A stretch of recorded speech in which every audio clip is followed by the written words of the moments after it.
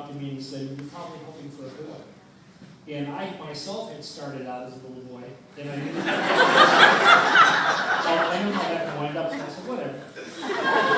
And then Andrew was born, my oldest daughter, and the first time I held her, I knew I was going to enjoy being a father.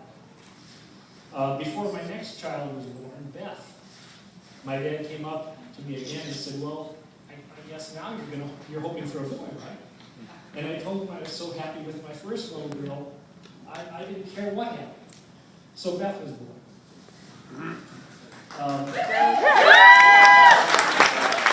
When my kids were very small, we joined a group through the YMCA called Indian Princess. It's a father-daughter thing. You go camping, and you wear headdresses and stuff.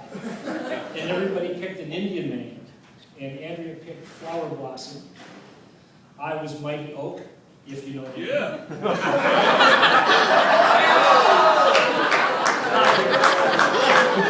And I asked Beth, to think of a proper name, and she said she'd like to be Little Razor Sharp Teeth. And I would come home from work every day and walk in the house, and Andrea would be in the kitchen, she'd be drawing and singing. Beth would be in the living room with all of her horses and her plastic ponies lined up, combing out their manes. And of course, this is like the 11th grade, but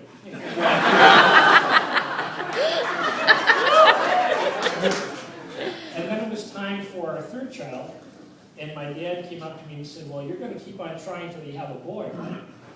And Sally gave him a look that she usually reserves for me. And I say, at this point, if we have another girl, that's going to save me about $20,000 in clothes. And they know me. And altogether, I could have been happier.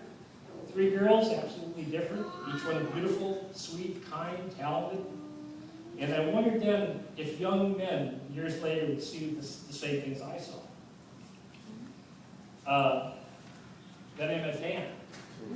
I've come to know him, and we've shared jelly jars of scotch in the kitchen. And I've come to appreciate his openness, his easy humor, his willingness to pitch in and help others, and the obvious love he has for Beth. And I couldn't ask for a finer somebody.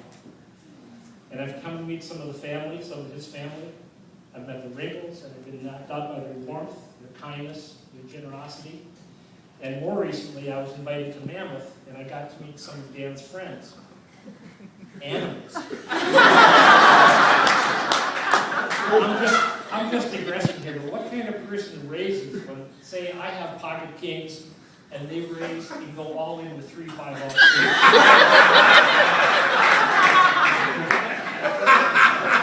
I don't get it. Anyway, it's a pleasure being here today for this occasion. And as for my toast, I'm not a religious person because I can't believe in a God who would let happen what happened to Jim Tressel in Ohio State. I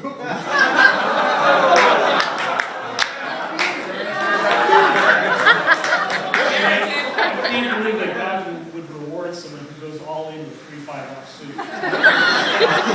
So the toast is. Pull that. Jimmy? Yeah, sure. The toast is, you both have all my love, and I wish you a lifetime of some adventures, more laughs, and a lot more love, because that's what you both deserve. To you.